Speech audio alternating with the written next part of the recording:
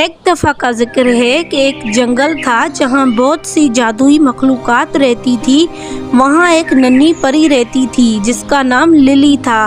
وہ انگوٹھے سے بھی چھوٹی تھی اور اس کی نازک پر سورج کی روشنی میں چمک اٹھتے تھے۔ وہ ایک چھوٹے سے پھول کے گھر میں رہتی تھی جو اس نے خود بنایا تھا، اور اس کے ارد گرد خوبصورت پھول اور پودے تھے جن کی وہ بڑی محبت اور توجہ سے دیکھ بھال کرتی تھی۔ للی ایک مہربان اور نرم دل پری تھی جو دوسروں کی مدد کرنا پسند کرتی تھی۔ وہ دن بھر ایک پھول سے دوسرے پھول تک اڑتی رہتی، شہد جمع کرتی اور پھولن پھیلانے کا کام کرتی، اور وہ میٹھے گیت گاتی جن کی آواز پورے جنگل میں گونجتی۔ اس کی موسیقی اتنی خوبصورت تھی کہ جنگل کی دوسری مخلوقات رک کر اس کی آواز میں گم ہو جاتی تھی۔ ایک دن ایک نوجوان شہزادہ جس کا نام الیگزینڈر تھا جنگل سے گزر رہا تھا کہ اس نے للی کا خوبصورت گانا سنا۔ وہ حیران رہ گیا اور اس نے اس موسیقی کے ماخذ کو تلاش کرنا شروع کر دیا۔ جب اس نے للی کو پایا تو وہ اس کی خوبصورتی اور اس کے مہربان دل سے متاثر ہوا۔ انہوں نے گھنٹوں باتیں کی اور شہزادے نے جنگل کے جادو اور وہاں رہنے والے مخلوقات کے بارے میں سیکھا۔ وہ بہت متاثر ہوا اور اس نے للی سے وعدہ کیا کہ وہ دوبارہ ملنے آئے گا۔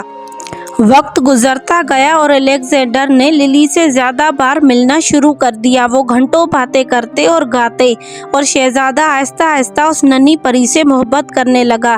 للی شروع میں شرمیلی تھی، لیکن جلد ہی اسے احساس ہوا کہ وہ بھی شہزادے کے لیے جذبات رکھتی ہے، لیکن ان کی دوستی سے ہر کوئی خوش نہیں تھا۔ پریوں کی ملکہ جو جنگل پر حکمرانی کرتی تھی، للی کے شہزادے کے ساتھ قربت سے جلنے لگی۔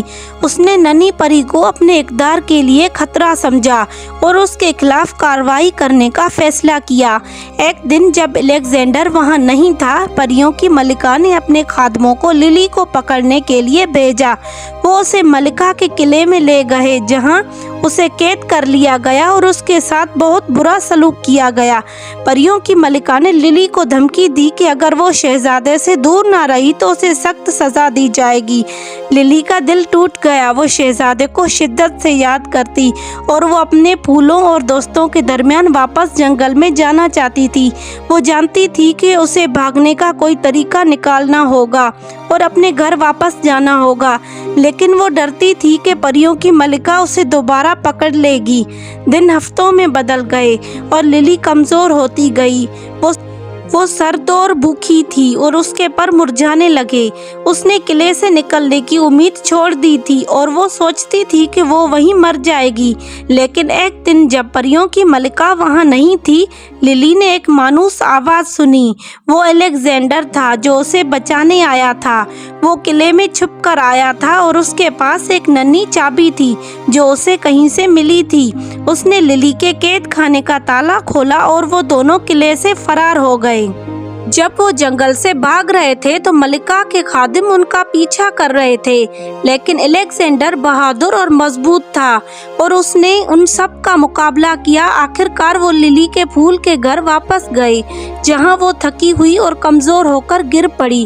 الیگزینڈر نے للی کے زخموں کا علاج کیا اور اس نے اس سے وعدہ کیا کہ وہ کبھی بھی اسے کوئی نقصان پہنچانے نہیں دے گا اور ہمیشہ اس کی حفاظت کرے گا۔ اس دن کے بعد للی اور الیگزینڈر ایک دوسرے سے الگ نہ ہوئے۔ وہ جنگل میں اپنے دوستوں کے درمیان رہے اور وہ ساتھ گاتے اور ناچتے، خوش اور آزاد۔